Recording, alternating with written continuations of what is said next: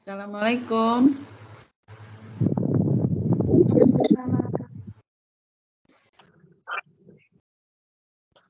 Retno. Ya, Bu. Teman-temannya mana? Ya, Bu, ini sudah saya ajakin nih.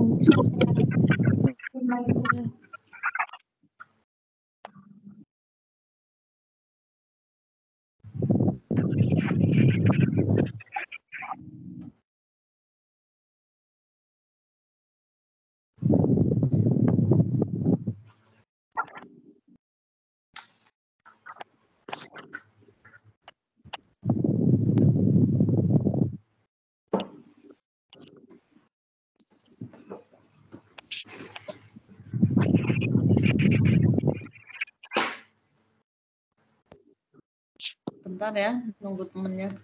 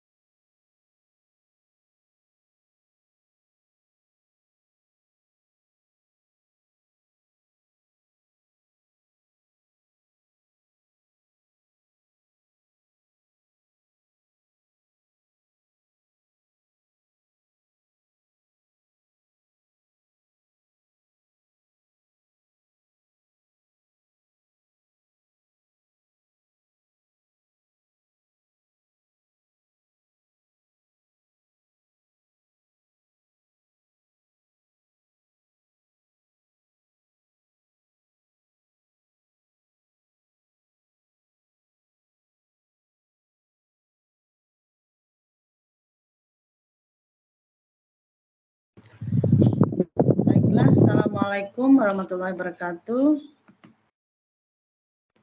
Waalaikumsalam warahmatullahi wabarakatuh.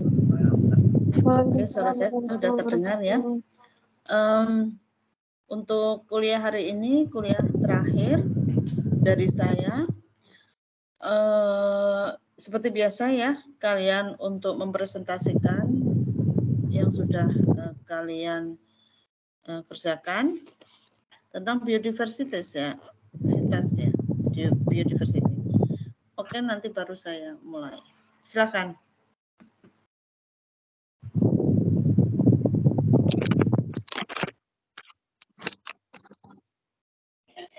Baik, mungkin Berapa ini? Ini kalau Ya. jelas Ibu. Materinya tentang evolusi dan biodiversity. Mungkin kepada kelompok yang bertugas presentasi bisa langsung mengambil alih. Suaranya kok kecil ya? Coba di saya. Coba ulangi lagi.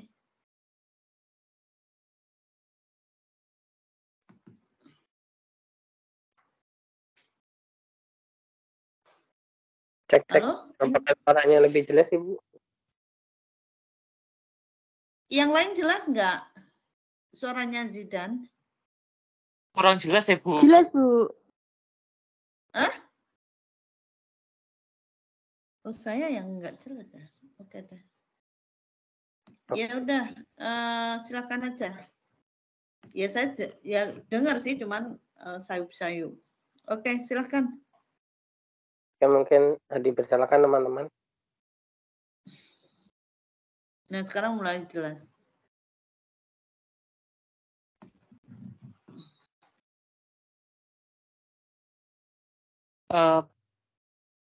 Misi izin share screen ya.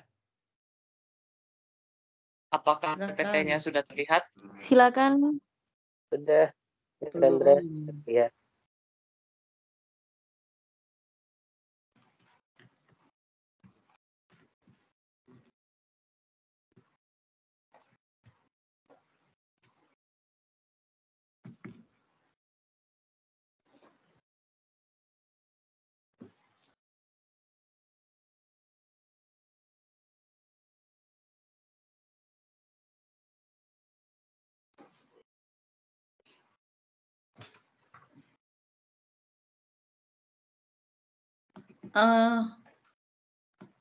yang kemarin kesulitan absen, saya belum, saya mau ngecek siapa yang memang nggak masuk yang kemarin. Hari ini masuk enggak ya? Jadi mau saya kasihkan ke Mas Suki.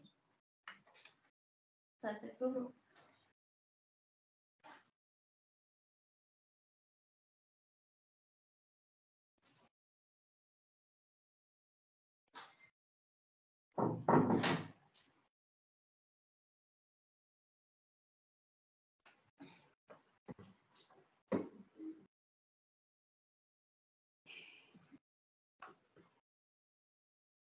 Sebentar ini.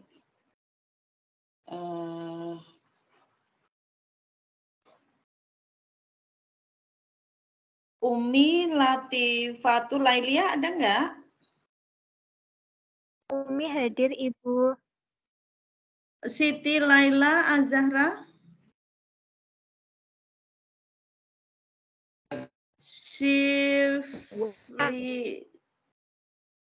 Sylvia Amalina? Muhammad Khairul?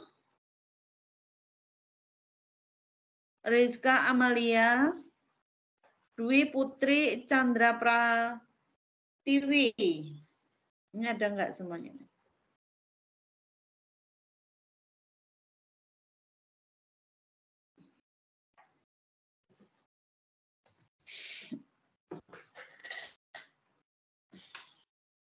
Halo,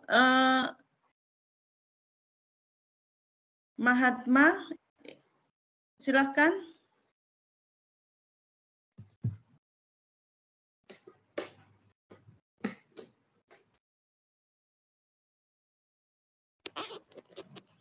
Baiklah, sebelumnya apakah suara saya sudah cukup jelas?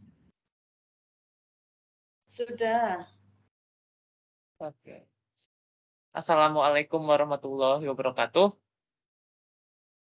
Waalaikumsalam warahmatullahi wabarakatuh. Yang saya hormati Ibu Siti Nurjana selaku dosen pengampu mata kuliah evolusi dan juga teman-teman yang saya banggakan.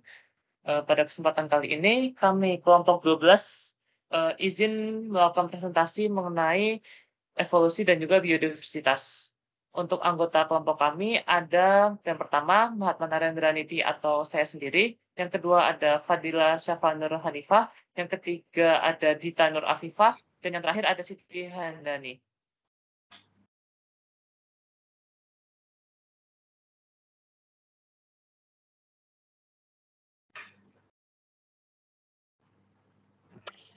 Selanjutnya yaitu pokok bahasan yang akan dibahas pada presentasi kali ini, yaitu pertama pengertian evolusi dan biodiversitas, yang kedua ada macam-macam evolusi dan biodiversitas, yang ketiga pengaruh evolusi terhadap biodiversitas, dan yang keempat ada studi kasus.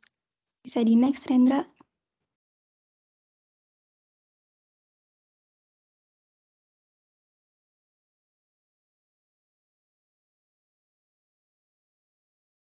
Evolusi dan biodiversitas. Evolusi merupakan serangkaian proses perubahan yang terjadi pada makhluk hidup yang berlangsung dalam beberapa tahapan tertentu dalam waktu yang cukup lama, sehingga menghasilkan sebuah bentuk kehidupan. Kemungkinan tidak ada bentuk akhir dari sebuah kehidupan, karena pada dasarnya proses tersebut masih terus berjalan. Perubahan-perubahan yang terjadi tersebut dititik beratkan pada perubahan dari sifat-sifat yang terwariskan dari satu generasi ke generasi berikutnya yang disebabkan oleh kombinasi dari 3 faktor utama, yaitu variasi, reproduksi, dan seleksi. Gen merupakan sifat-sifat yang menjadi dasar terjadinya evolusi yang diwariskan kepada keturunan menjadi bentuk yang bervariasi. Hal ini jugalah yang pada akhirnya menjadi penyebab adanya variasi dari suatu organisme. Selanjutnya, biodiversitas merupakan kelimpahan berbagai jenis sumber daya alam yang ada di muka bumi. Kelestarian biodiversitas di suatu daerah tidak lepas dari peran manusia yang ada di daerah tersebut. Biodiversitas merupakan hal yang penting bagi kehidupan. Biodiversitas ini berperan menjadi indikator dan sarana dari sistem ekologi serta perubahan spesies. Biodiversitas di dalamnya juga mencakup kekayaan spesies, dan ekosistem yang kompleks, sehingga dapat mempengaruhi komunitas organisme, stabilitas, dan perkembangan ekosistem. Next.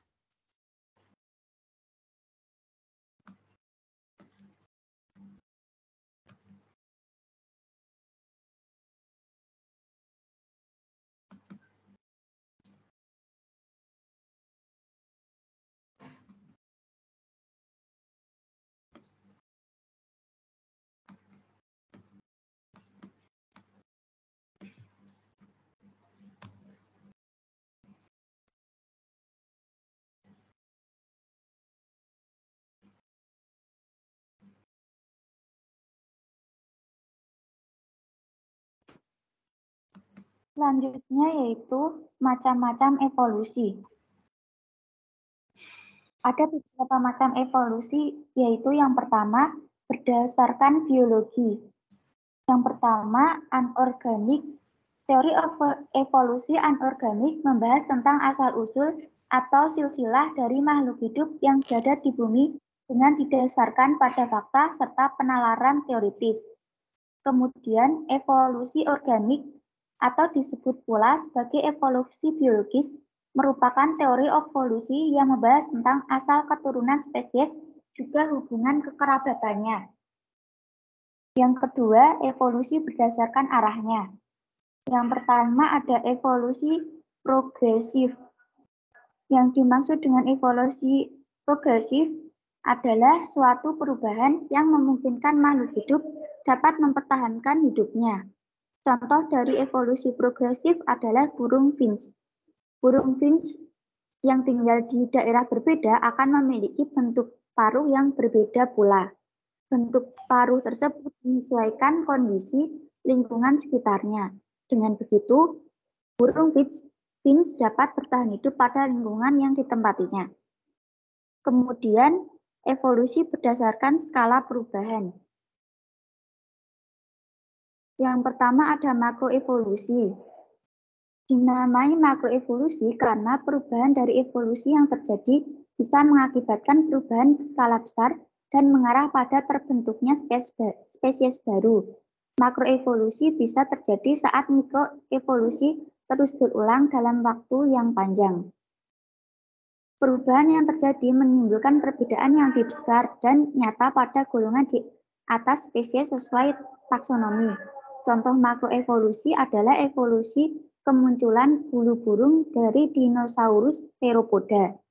Kemudian mikroevolusi merupakan evolusi yang menimbulkan perubahan dalam skala kecil. Berbeda dengan makroevolusi, mikroevolusi hanya mengarah pada frekuensi gen atau kromosom.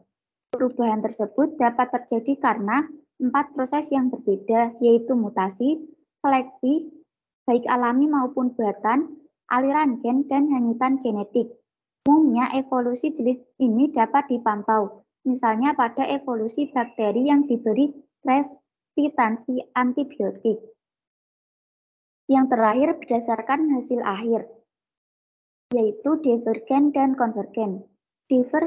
Evolusi divergen adalah munculnya individu baru dengan morfologi berbeda-beda meskipun memiliki garis keturunan yang sama.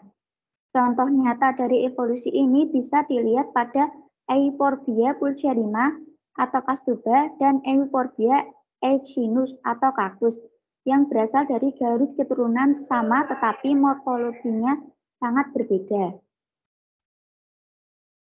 Yang terakhir ada evolusi konvergen, merupakan kebalikan dari evolusi divergen, yaitu munculnya individu baru dengan morfologi yang mirip tetapi berasal dari garis keturunan yang berbeda. Evolusi konvergen dapat dilihat pada ikan hiu dan lumba-lumba yang terlihat seperti kerabat dekat, tetapi dua jenis ikan tersebut ternyata berasal dari kelas yang berbeda. Ikan hiu berasal dari kelas Pisces, sedangkan lumba-lumba masuk ke dalam kelas Mamalia. Next.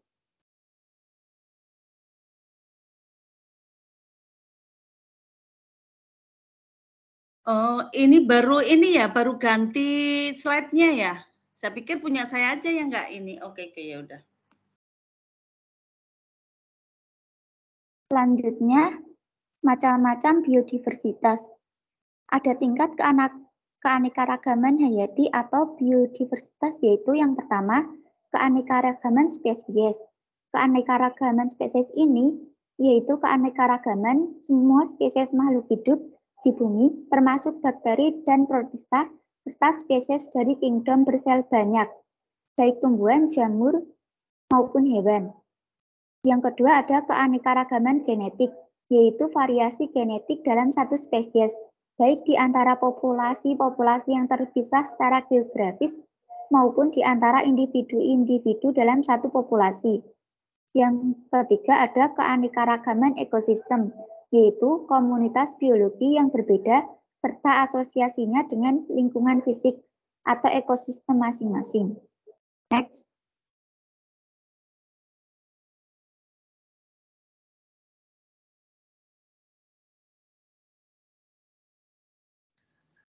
Baik, selanjutnya pengaruh evolusi terhadap biodiversitas. Evolusi dapat mengakibatkan terjadinya keanekaragaman makhluk hidup karena adanya adaptasi lingkungan, seleksi alam, mutasi, spesiasi, dan rekombinasi gen, serta proses seleksi sebagai faktor pendorong evolusi. Di antara makhluk hidup, dalam suatu populasi terdapat variasi. Variasi ini terdapat dalam kode genetik yang menentukan viabilitas dan fertilitas setiap individu. Suaranya bisa dikencangin lagi, Dek. Selain variasi dalam populasi, terdapat variasi dalam lingkungan. Kondisi lingkungan yang satu dengan yang lain berbeda, yang menyebabkan tekanan seleksi yang berbeda pada organisme yang tinggal di dalamnya. Tekanan seleksi ini dikenal dengan seleksi alam, di mana individu-individu yang memiliki sifat yang paling sesuai dengan lingkungannya memiliki kesempatan lebih besar untuk sintas atau terus bertumbuh dan menghasilkan keturunan. Terus bertahan hidup dan menghasilkan keturunan. Akibatnya, setiap spesies teradaptasi terhadap kondisi lingkungan tertentu, yang pada akhirnya mengarah pada keanekaragaman makhluk hidup.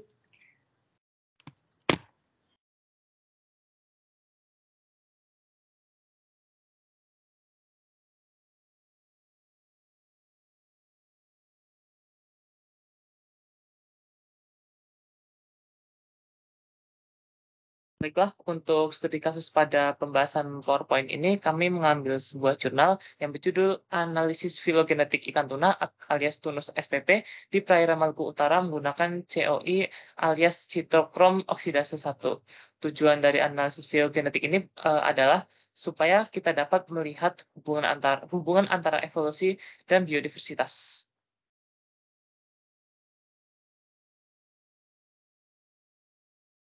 Nah, untuk pendahuluannya, ikan tuna atau Tunus SP adalah salah satu jenis ikan yang sangat banyak ditemukan di Indonesia. Di antara lain adalah di pantai barat Sumatera, selatan, Jawa, Bali, Nusa Tenggara, dan perairan Indonesia Timur seperti Laut Banda, Laut Flores, Laut Maluku, dan juga Laut Makassar.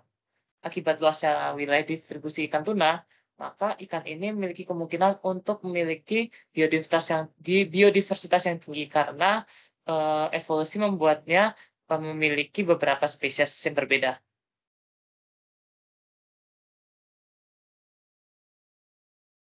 Terdapat berbagai macam cara untuk mengecek biodiversitas ikan ini, namun salah satu cara yang bisa dilakukan adalah dengan melakukan analisis filogenetik. Nah, analisis ini juga akan membantu untuk memetakan jalur evolusi yang terjadi pada ikan tuna.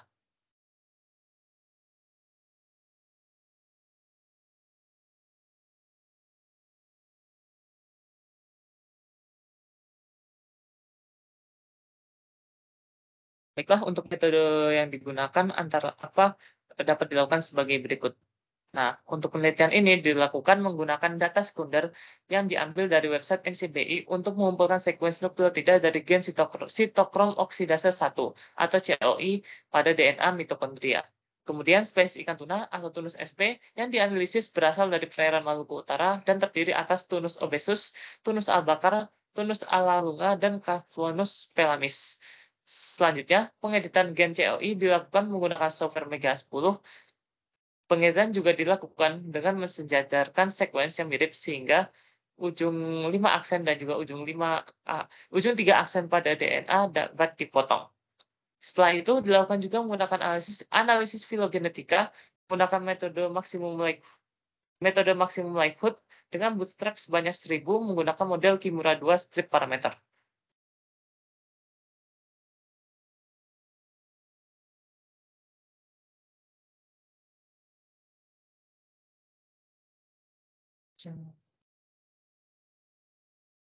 Baik, untuk hasil penelitiannya terdapat pada PPT, terdapat pada slide berikut ini.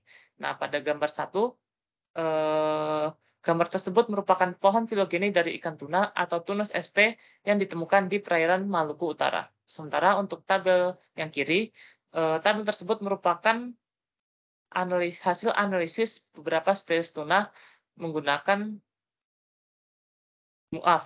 tabel tersebut merupakan analisis jarak antar genetik dari setiap spesies Tunus sp. Next.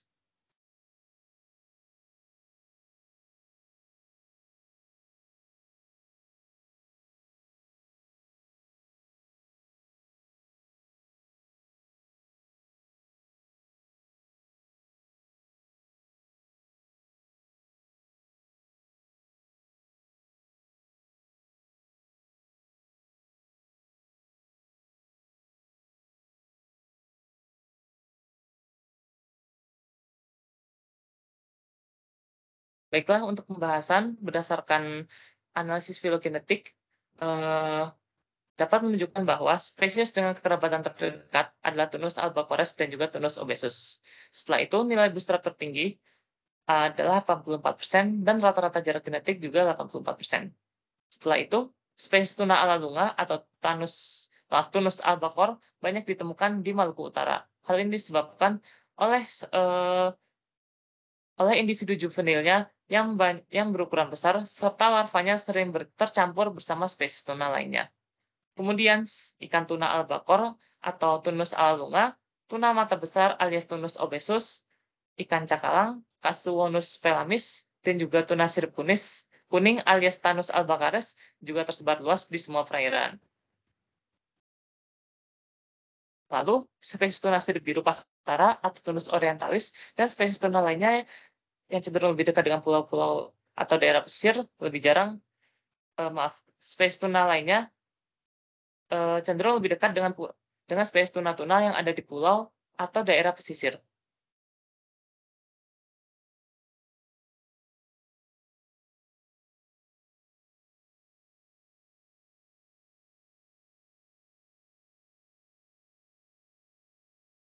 Kemudian, berdasarkan analisis jarak genetik juga dapat menunjukkan bahwa jarak terdekat antara Tunus obesus dan Tunus albacores adalah jarak antar spesies tuna terdekat, yaitu dengan nilai sebesar 0,553%. Setelah itu, jarak terjauh antar spesies tuna didapatkan pada spesies Casuonus pelamis dan Tunus albacares dengan nilai persentase sebesar 11,568%. Setelah itu, jarak genetik antara Tunus albacares dengan Tunus sp lainnya bervariasi. Misalnya, pada Tanus obesus 0,53%, Tanus ala lunga 1,116%, dan Casuonus pelamis 11,568%. Kemudian, jarak genetik antara Tanus obesus dan Tunus sp lainnya juga bervariasi, misalnya seperti pada Tunus ala lunga 1,681% dan Casuonus pelamis 11,352%. Kemudian jarak genetik antara Tanus ala lunga dan Tanus lainnya juga bervariasi. Misalnya seperti pada spesies Casuonus pelamis atau ikan cakalang dengan nilai persentase sebesar 10,882%. Nah, untuk kesimpulannya adalah berdasarkan analisis jarak genetik dan juga pohon filogenetik, analisis kekerabatan ikan tuna atau alias Tunus sp di perairan Maluku Utara memiliki kesesuaian basa nitrogen yang mencapai 99% pada yang sama. Kemudian pohon filogenetik juga memiliki kaitan erat dengan lokasinya ditemukannya ikan tuna.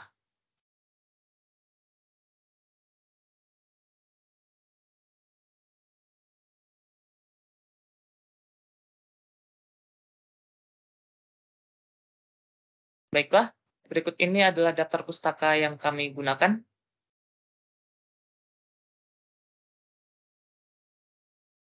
Baik, terima kasih atas perhatiannya. Mungkin kalau ada pertanyaan bisa menggunakan fitur raise hand ya. Kalau kalau ada yang ingin ditanyakan maka bisa menggunakan on mic juga.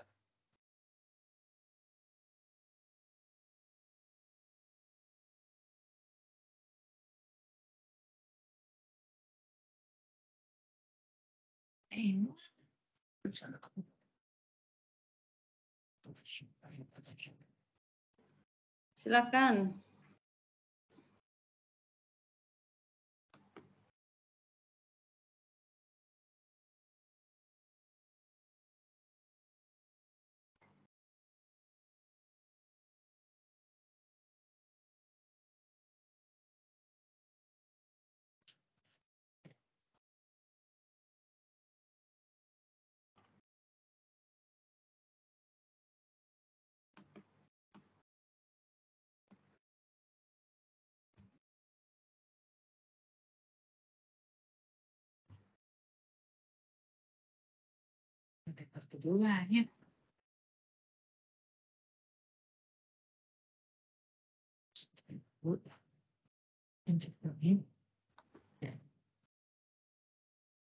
Gimana nih?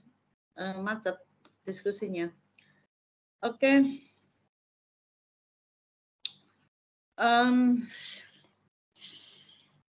Tadi tentang ini ya, ikan itu ya.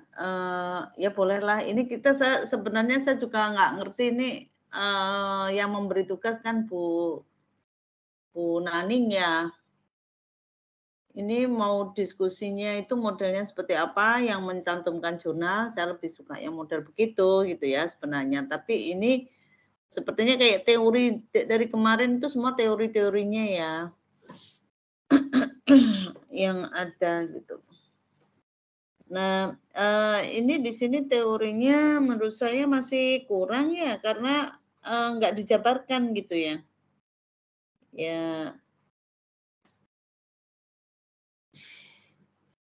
Ya nanti nggak apa-apa sih saya tambahin gitu. Cuman biodiversitasnya tadi ya. Biodiversitasnya di mana ya? Yang di mananya?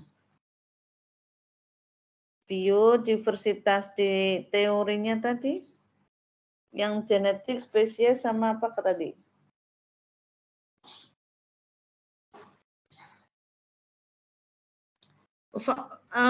Slide-nya bisa ditampilin?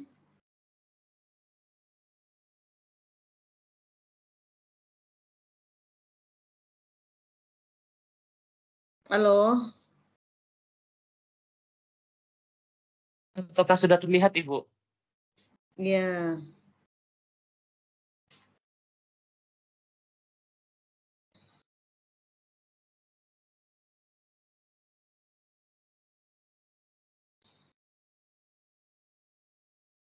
Tadi yang ada biodiversitasnya.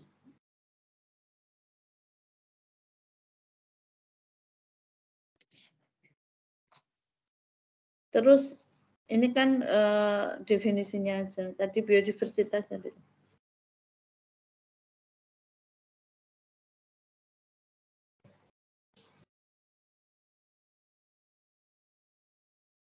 Ini saya tuh enggak tahu. Nah itu tadi itu yang sebelumnya ini. Sebelumnya.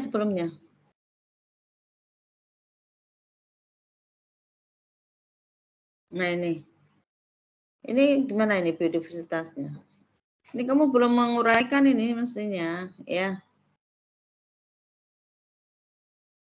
Keanekaragaman,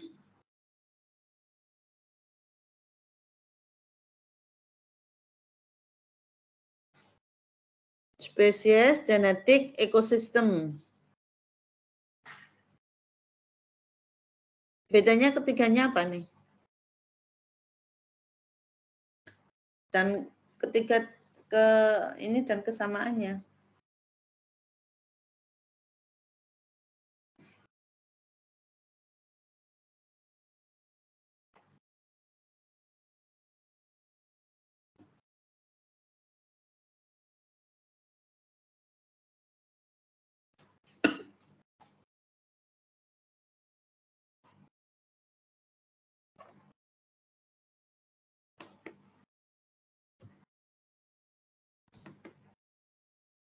Halo?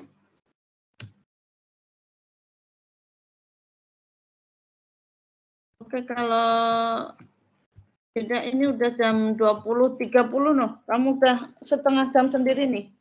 Presentasinya lama banget. Silakan.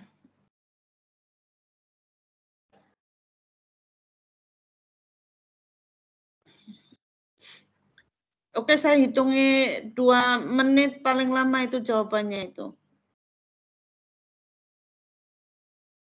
Aduh, saya nggak sabar, udah ngantuk lagi. Ayo, tinggal jawab aja supaya. Iya. Iya, jawab Bu. Iya, silakan. Keanekaragaman spesies itu keanekaragaman semua spesies makhluk hidup di bumi. Nah, ini termasuk bakteri dan protista seperti tumbuhan, jamur, dan hewan, Bu. Jadi setiap spesies Terus itu bedanya beda. sama keragaman genetik? Kalau keanekaragaman genetik itu variasi genetik dalam satu spesies. Oke, kemudian keanekaragaman ekosistem. Keanekaragaman ekosistem itu komunitas biologi yang berbeda serta asosiasinya dengan lingkungan fisik masing-masing.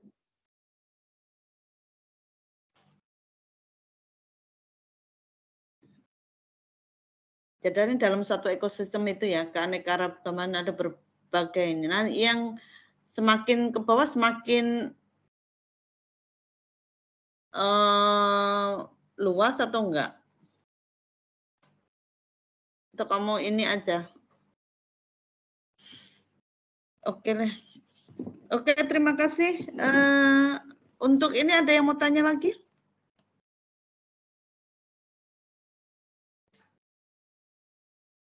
Dari saya belum ada pertanyaan, Ibu. Oke, kalau tidak ada, silahkan dicukupkan ya. Kita berikan aplaus untuk grup ini yang terakhir ini, grup berapa ini ya? Silahkan. Ya, bisa ditutup, Dek. Baik, Ibu. Baiklah, terima kasih atas kesempatannya. Sekian presentasi dari kelompok kami. Wassalamualaikum warahmatullahi wabarakatuh. Waalaikumsalam warahmatullahi wabarakatuh. Oke, mohon maaf ya. Ini ternyata kalau kuliahnya malam, kemalaman gini tuh udah ngantuk dari biasanya. Saya sebenarnya jam 19 itu ya, enak itu ya sudah masih. Oke, nggak apa-apa. Semoga kalian nggak ditinggal tidur ya saya kuliahnya ya. Kamu nyatet dong. Biasanya saya ada resume untuk nyatet. Ini kalian bikin resume nggak dari hari pertama kita kuliah? Yang terakhir ini bikin resume ya. Baik, Ibu. Oke.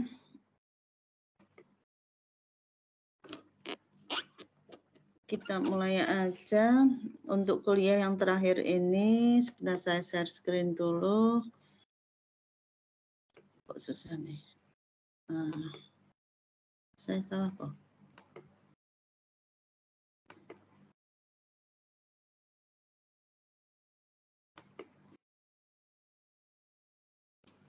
Ini ya saya ambil dari berbagai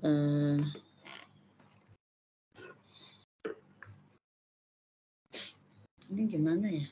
Oh, begini ini. Oke.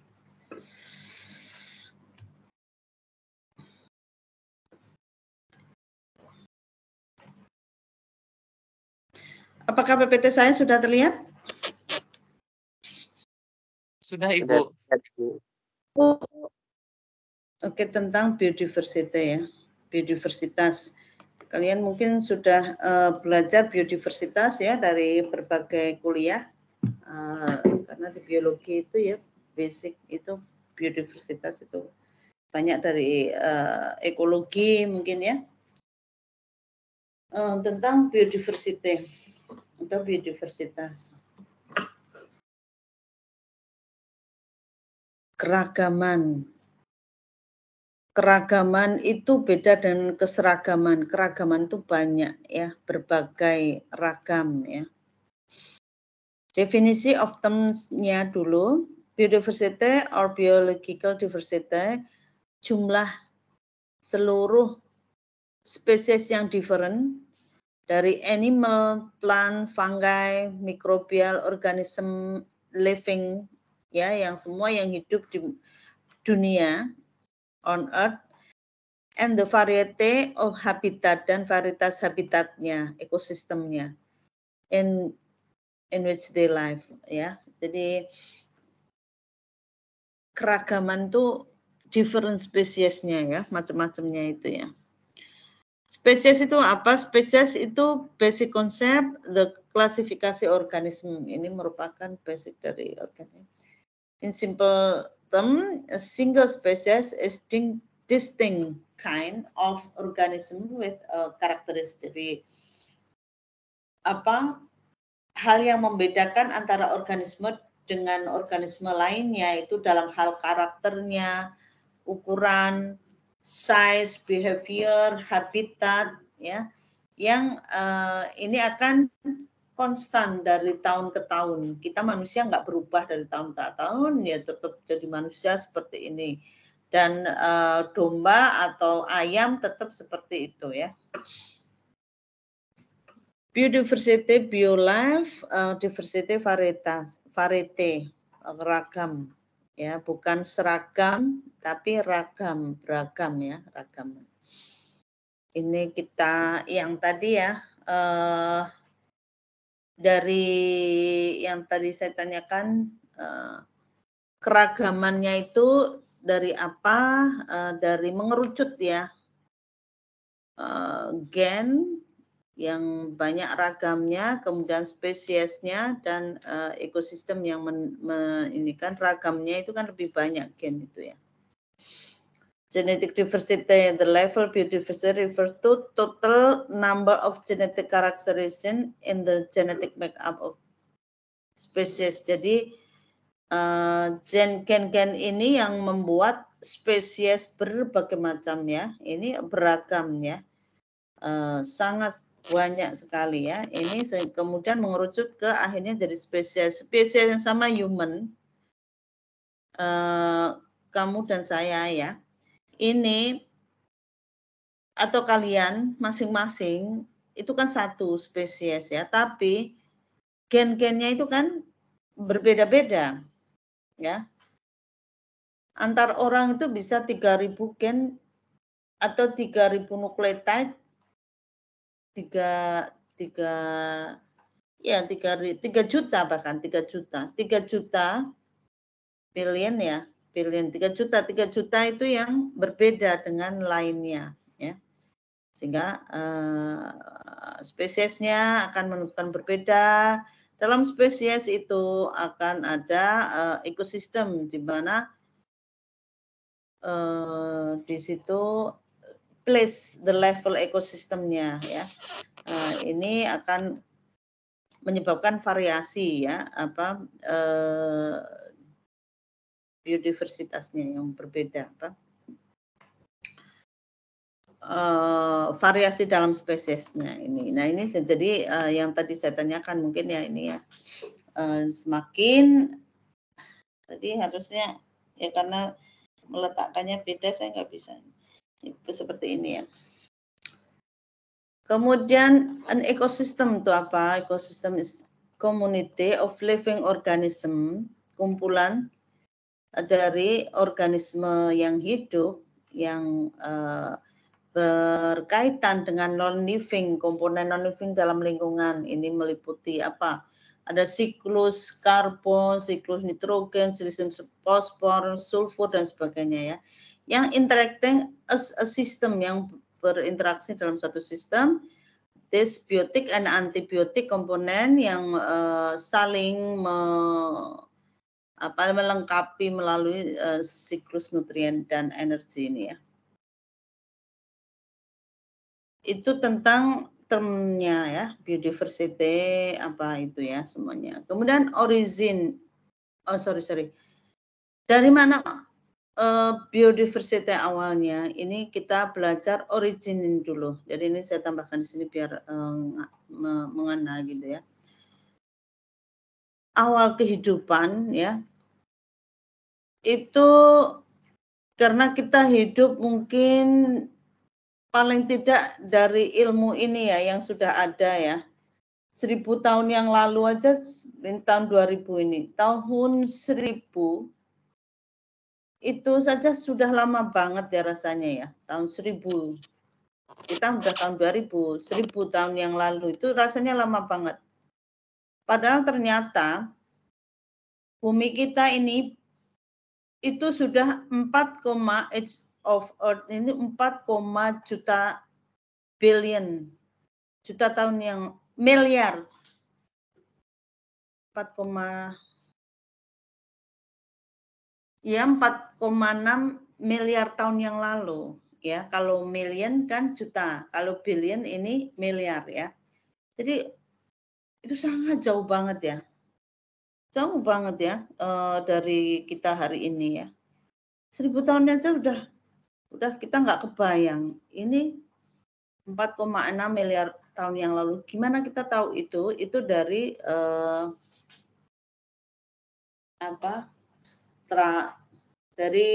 batuan yang dihitung, kemudian stratolite, kemudian panspermia, yang banyak lah hal itu yang ada di belahan bumi, ada di Australia, di Amerika dan sebagainya ya, yang di rawa-rawa gitu, diukur gitulah. Diukur batuannya seperti ini, ternyata sudah jauh banget ya dari kita ini. Chemical evolution itu 1 miliar tahun yang lalu. Baru ada organik molekulnya, biopolimer, chemical reaction ya, untuk pembentukan sel. Kemudian evolusi mulai ada, first itu prokariot itu 3,7 billion ya, miliar tahun yang lalu. Nah, kemudian ada populasi not individual ya yang merubah. Nah, ada proses-proses yang kita tahu bahwa dulunya itu bumi itu no oksigen, no ozon, UV destroy molekul. Jadi kemudian ada yang memotonglah molekular itu sehingga ada UV ya, ada UV di situ, UV yang bisa merusak molekul ya. Nah, kemudian kemungkinan ini kan semua teori, hidup aja belum ya, ini lagi mereka-reka itu ya, namanya juga ilmu ya. Ilmu evolusi ini kan kita ilmu ibaratnya ya, mereka dari kejadian yang ada di sekarang ini ya. Kemudian dari kolam ini kan full organik material, ini kemungkinan dari sini. Saat evaporasi ini ada terjadi banyak chemical energy, kemudian sumber-sumber nutrisi ya di sini. Kemudian juga dari deep sea, hot spring nih. Jadi gunung yang kelihatan itu di bawahnya itu sangat jauh ya, bisa jadi itu ya. Nah, di deep sea ini yang awal mula kemungkinan juga di situ ya. Namanya juga mencari-cari ya ilmu di. Kemudian ini dari Stanley Miller, eksperimen animation. Ini berusaha bagaimana alam ini bisa ada gitu ya. Dia mencoba dengan alat peralatannya seperti ini, dari adanya ditemukan amonia di sini. Kemudian yang sumber kejadian pertama itu yang ini merupakan dari listrik dan sebagainya, air yang dididihkan itu kayak dunia laut yang panas, kemudian matahari, kemudian ada dingin, ada petir dan sebagainya. Akhirnya didapatkan itu hasilnya itu berupa ada semacam amin gitu ya, NH4 gitu ya. Yang ini juga N ini juga material organisme living thing ya. Sehingga dia bilang, oh mungkin dari ini awalnya gitu. Karena ini ya, ilmu, kalau kita sih keyakinannya ada Tuhan ya yang menciptakan. Kalau ini kan namanya ilmu juga. Nah seperti ini mereka reka. Nah malah ke atas ya. Nah, ini tentang eksperimen Miller-Urey ini ya, bahwa dengan elektrik dan sebagainya itu menghasilkan turn brown with amino acid and other complex organic molecule. Nah, ini kami didapatkan hal itu. Yang awalnya hanya dari air ya. Air, kemudian dengan adanya macam-macam itu didapatkan dari udara dan sebagainya, didapatkan kompleks organik, molekul organik, itu amin tadi. Kemudian ini tadi ya, kalau mau dilihat 1 billion tahun yang lalu, terus ini makin dimulainya makhluk ya, kemudian evolusi plant yang dari pertama kan ya prokariot dulu, kemudian semuanya, terus akhirnya 6 miliar tahun yang lalu mulai ada mamalia dan sebagainya ini ya. Baru setelah itu baru saat ini adalah modern human. Jadi kira-kira 2 second before midnight. Ini kalau dianggap ini midnight-nya sekarang gitu ya. Nah, ini baru kita barusan aja, padahal rasanya udah jauh banget ya. Nah, ini lebih jauh lagi ya. Dan sini 3,6 sampai the origin ya, 4,5 ya tadi, 4,5 ininya, tapi kehidupan itu 3, origin of life-nya itu 3,6.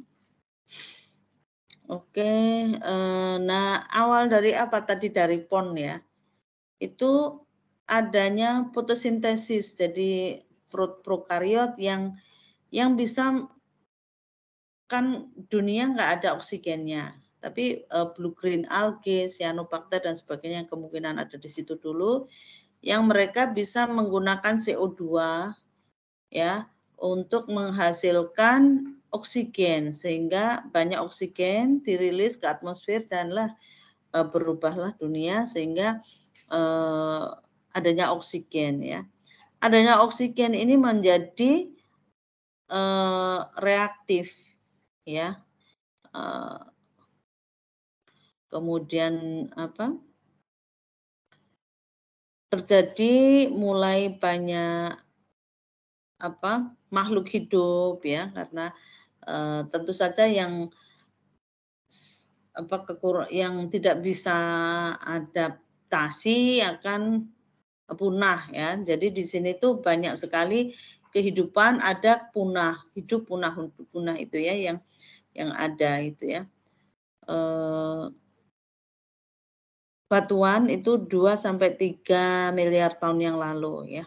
Ini sehingga 1% current amount of oxygen, kemudian ada atmosfernya, dan setelah itu ada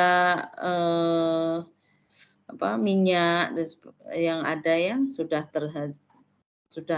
mulai terdeposit, kemudian banyak oksigen ya,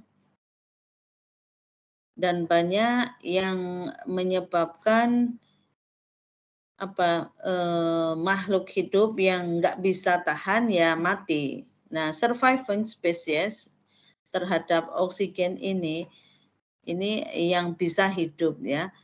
Mereka yang anaerob mungkin walaupun sekarang masih ada yang anaerob ya, mikrob itu dia akan menghindar dengan adanya oksigen. Kemudian setelah itu dari fosil ya 2,1 miliar tahun yang lalu ini oksigen mulai banyak di atmosfer sehingga banyak prokariot ya dan memulai untuk peran ekariotnya setelah banyak oksigen ya dan mikrob atau yang awal kan prokariot, cyanobacter dan sebagainya yang mulai beradaptasi dengan adanya oksigen. Kemudian memulai ada animal ya, kemudian adanya kolonisasi offline ya di daratan ya. Tadinya kan di air gitu ya, di mana tapi tetap hidup itu harus butuh air. Life on land was more complicated ya. Kemudian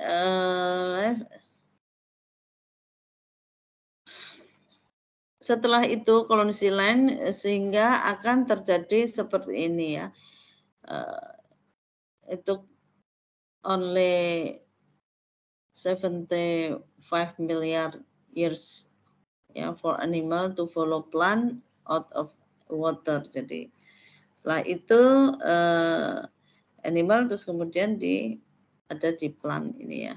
Nah ini berbagai tadi untuk mengantarkan ya bagaimana kehidupan kok terus jadi berbagai ragam dan itu tidak semuanya kehidupan yang ada sekarang itu di masa lalu itu juga ada di sekarang gitu ya. Tapi karena itu tadi ada yang banyak macam-macam punah ya. Terus ada lagi gitu, ada beberapa yang survive gitu ya. Itu menurut teorinya begitu ya. Nah, ini tadi diversity ekosistem tadi sudah dijelaskan ya, kemudian spesies diversity species, dan genetic diversity. Kemudian biodiversity adalah varietas atau keragaman spesies ya, keragaman spesies. Ini kaitannya dengan di evolusi, bagaimana tadi sudah sedikit ya menyinggung bagaimana perubahan-perubahan itu yang akan, tetapi kan tetap ada yang namanya punah ya, yang mungkin dinosaurus dulu ada, sekarang kan nggak ada gitu. Tapi ada tuh sekarang di ini ya, di Jatim Park 3 itu ada dinosaurus. Kalau kalian pengen lihat education itu di Jatim Park 3 itu ya, kehidupan masa lalu itu disajikan dengan sesuatu yang menarik gitu. Kemudian ada eukariotik dan prokariotik ya tadi ya. Nah, prosesnya ini kaitannya biodiversitas juga dengan evolusi. Kita tahu evolusi adalah natural selection ya. Jadi seleksi alam yang melakukannya gitu ya. Bagaimana itu berubah terus karena ada alam itu macam-macam ya, ada bencana dan sebagainya. Ini yang survive yang mana ya? Adaptation of adaptive trait. Jadi bagaimana sifat-sifat bisa beradaptasi ini yang menyebabkan organisme itu survive dan reproduce pada kondisi yang tertentu itu ya yang ada. Kemudian ada proses geological process, climate change, ini yang bisa yang ada kemarin ada endangered spesies dan sebagainya, ada genetic drift ya, itu yang menyebabkan berbeda ya. Misalnya ada tektonik gempa itu ya. akhirnya yang memisahkan antara satu lokasi dengan lokasi lainnya, yang nanti juga spesies akan pindah dan balik lagi sudah jadi spesies yang lain kan kemarin ya, karena dia sudah beradaptasi dengan lingkungannya gitu. Kemudian climate change, adanya panas, dingin, kemudian adanya ice ya yang hancur gitu ya, yang berubah itu juga ada hal katastrofik yang merusak. Itu tadi ada misalnya kejatuhan apa namanya dari luar angkasa gitu ya, asteroid, kemudian adanya gempa gitu ya. Itu yang menyebabkan individu-individu yang struggle aja yang bisa hidup gitu ya. Ya misalnya ini adanya plate tektonik tadi ya. Jadi dulunya itu kan dunia itu menyatu seperti ini, apa daratannya itu. Kemudian itu 225 miliar tahun yang lalu. Kemudian terjadi gempa, terjadi berbagai hal ya, katastrofi yang lain menyebabkan atau ada yang naik turun. Jadi seperti dunia itu, bumi yang kita pijak ini sebenarnya bawahnya itu air. Jadi kita kayak hidup di lempengan, bayangin aja lempengan air yang di atasnya kita ada kayak gabus gitu ya ibaratnya gitu. Kita bergerak terus, ada yang subduksi, ada yang menunjam dan sebagainya ya. Akhirnya memisah-misah ini 135 miliar tahun yang lalu. Kemudian 65 miliar tahun lalu ya, ini bisa direkonstruksi ya dari bentuknya gitu ya. Dan akhirnya seperti sekarang ini. Itu nah, ini akan menyebabkan yang tadinya cuman misalnya 1 atau 2 itu lama-lama jadi banyak karena terpisah, terisolasi ratusan juta tahun yang lalu gitu ya. Sehingga menjadi bermacam-macam. Ya, ada proses spesiasi, baik itu geografi sama reproduksi, isolasinya, kemudian adanya perbedaan, kemudian sifat-sifat genetiknya juga akhirnya diturunkan ya berbeda ya. Kemudian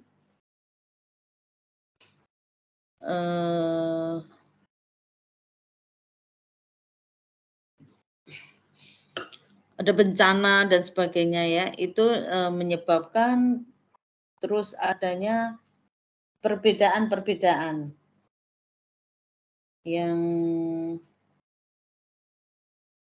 akan menyebabkan variasi dan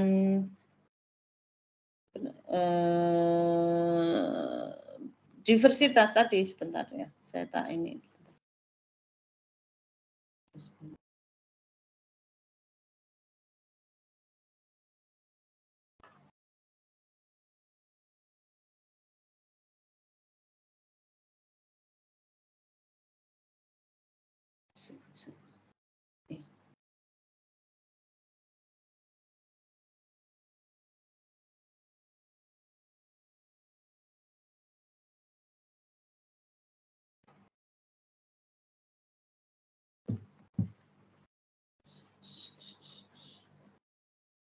Oke.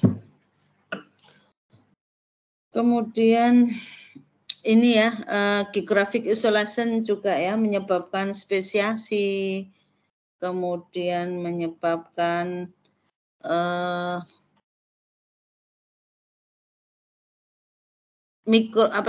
waktu itu mikroevolusi, dan ini spesiasi menyebabkan ke arah makroevolusi, pembentukan spesies baru ya. Misalnya ini aja early fox population, ini tadinya hanya beda itu ya, mungkin terjadi pemisahan gitu ya, ada gunung dan sebagainya. Ini menyebabkan keragaman dari Fox ini. Dan akhirnya sampai 1, miliar tahun ya, itu sekitar 4-20 miliar spesies itu ada. Ya, biodiversity, keragaman itu apa tadi jumlah spesies dalam suatu komunitas. Jumlah spesiesnya itu berapa itu? Kita ini satu spesies, ini bukan spesies, jadi masih satu ya. Ini banyak spesies. Diversity indicate. Jadi kalau kalian nanti belajar kan di itu ada ya untuk ngitung biodiversitasnya gitu ya. Ada diversitas indikatornya, ada Simpson, ada apa lagi itu ya, Simpson diversity. Ini ngitungnya ya. Komunitas 1, komunitas 2 ini yang lebih beragam yang mana? Ini yang lebih beragam yang cuman A sama B aja ya sama ini ya. Cuman A di komunitas 1 yang A itu lebih banyak satu jenis yang beragamnya atau kelimpahannya, yang A lebih banyak, tapi B-nya sedikit, tapi semuanya jumlahnya sama, ini 2 ya. Number of spesiesnya cuma A sama B. Nah, komponen untuk ngitung spesies diversity itu ini ada ya, selain itu ada fungsi. Ini ya maksud saya. Untuk menghitung diversity-nya nanti ada species richness, number of different species, jumlah spesies yang berbeda, spesies evenness, kelimpahannya tadi yang ada dia berlimpah ya di komunitas A daripada komunitas B. Species diversity varies with graphically. Ini enggak ada. Ya, jadi kemudian adanya limiting factor. Jadi ada faktor-faktor pembatas untuk terjadinya booming ya atau banyak hal yang menyebabkan anything that limit yang membatasi ukuran dan jumlah ya. Ukuran populasi jadi tidak membengkak, itu ada faktornya. Limiting factor ini dapat membantu ukuran sehingga ekosistem itu balance, seimbang. Ini apa aja limiting factor? Ketersediaan pangan. Jadi pangan satu melimpah, kalau lama-lama habis sehingga yang lainnya lama-lama mati. Tapi kan stabil jadinya. Cahaya, temperatur, kemudian air. Ini kenapa 1, 2, 3-nya gini ya? Kalau tinggal copas ini. Air, kemudian nutrisi dari tanah dan kondisi lingkungan. Ini juga menyebabkan faktor-faktor penghambatnya. Kemudian carrying capacity, jadi kapasitas yang bisa gitu ya. The maximum population size an environment can support. Jadi lingkungan itu menyiapkan hanya seperti ini segini gitu ya. Enggak, setelah lebih dari itu ya mereka akan di atas carrying capacity itu ya akan mati ibaratnya ya, karena dia tidak mendapatkan hal yang untuk kehidupannya, carrying capacity-nya habis gitu ya. Misalnya nutrisinya udah nggak ada gitu ya. Nah ini yang kita sudah ya bahwa ini yang bagaimana pembentukan spesies baru gitu, kemudian tipe-tipe mikroevolusi, makroevolusi, dan apa yang menghambat adaptasi. Kemudian ini sudah ya makroevolusi. Ini ya sudah tadi diversity. Nah, Yang kita tidak luput adalah tadi sebenarnya sudah ada juga ya dari Tuna tadi ya, tentang base untuk melihat klasifikasi ini ya, berdasarkan mau melihat biodiversitas kan melihat berbagai jenisnya ya. Nah, kita bisa lihat lewat evolusinya, keragamannya itu ya. Klasifikasi berdasarkan nenek moyangnya itu pakai filogenetik, filogeni ini ya, dari misalnya dalam satu grup spesies ini. Bisa dilihat dari spesiesnya, fosil, dan yang sekarang ada molekuler data. Ini sehingga nanti bisa dilihat branching-nya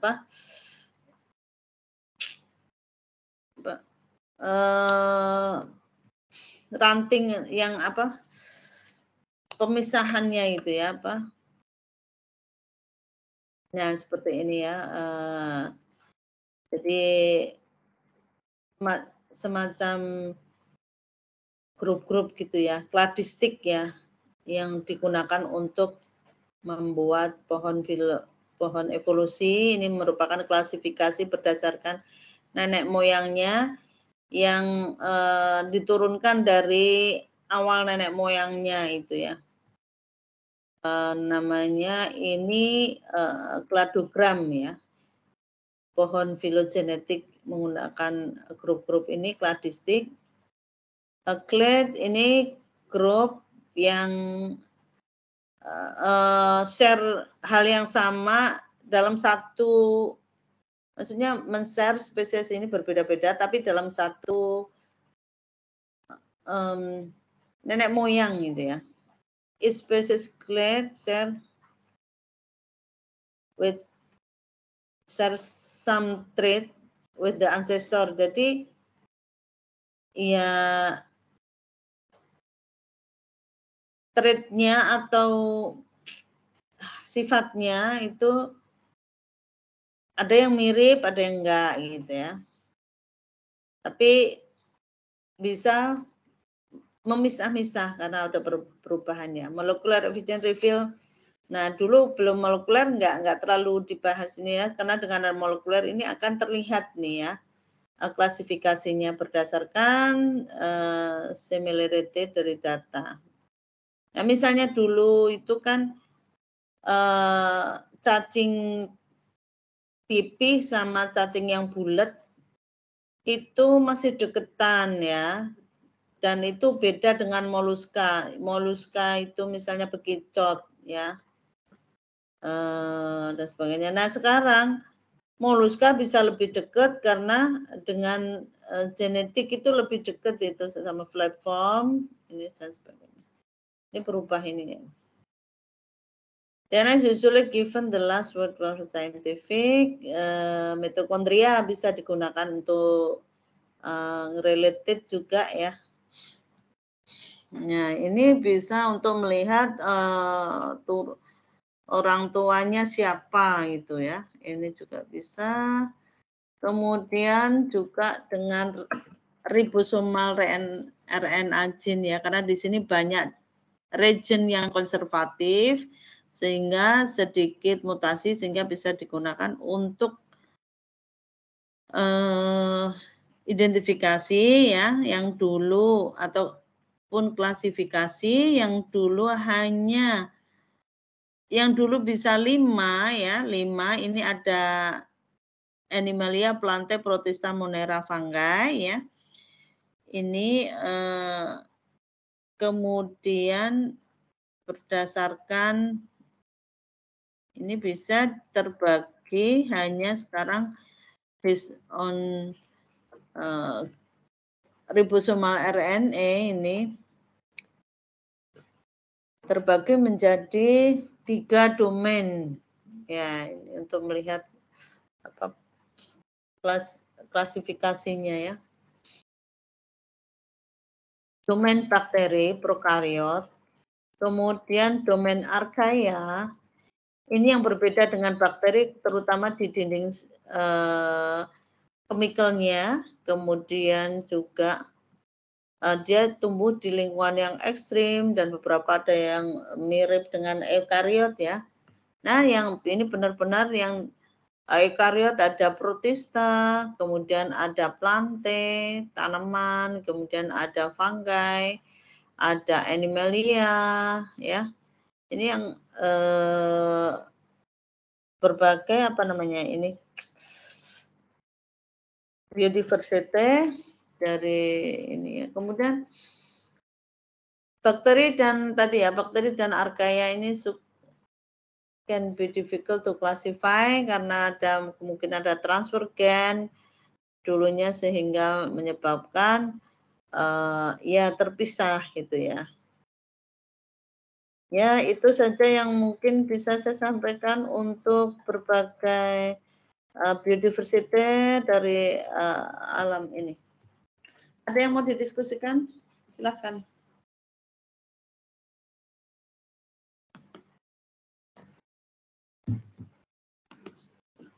Halo? Halo Ibu.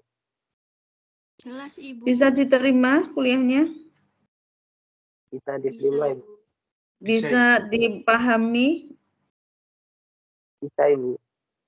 Iya, oke. Yang lain ya. Jadi bagaimana ini materi saya yang dari mikroevolusi, kemudian bagaimana makroevolusi dan apa komponen-komponen dari makroevolusi yang menyebabkan terjadinya spesiasi ya, bentukan spesies baru, dan ini bahkan spesies akan menyebabkan varietas variabel ya biodiversity-nya gitu ya.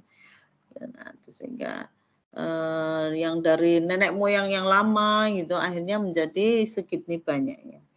Nah, tapi kalau diambil dari jutaan tahun yang lalu sampai sekarang itu akan banyak sekali yang berbeda. Tapi kita nggak ada semuanya karena ada suatu namanya kepunahan ya distintif. Jadi ada punah terus tumbuh lagi dan sebagainya yang berbeda gitu. Ya, kemungkinan yang hanya survive ya yang bisa tumbuh. Tapi itu masih lama banget untuk dari satu spesies ke spesies berikutnya itu butuh jutaan tadi ya tahun yang lalu gitu. Bahkan 60 miliar tahun yang lalu itu masih baru ada yang tadi ya animal dan sebagainya. Dan itu sangat jauh dari kita ya. Yang dari billion yang awal sampai sini ya. Bisa dibayangin ya. Jauh banget. Oke. Dari sini saya kuliah terakhir untuk materi saya nanti dilanjutkan oleh Bu Rijo ya. Ya Ibu, dengan Bu Rijo. Oke ya, kalau sudah bisa dipahami. Terima kasih, jika ada yang kurang-kurangnya mohon maaf. Yuk. Assalamualaikum warahmatullahi wabarakatuh. Waalaikumsalam warahmatullahi wabarakatuh. Oke ya, yuk, assalamualaikum. Ibu.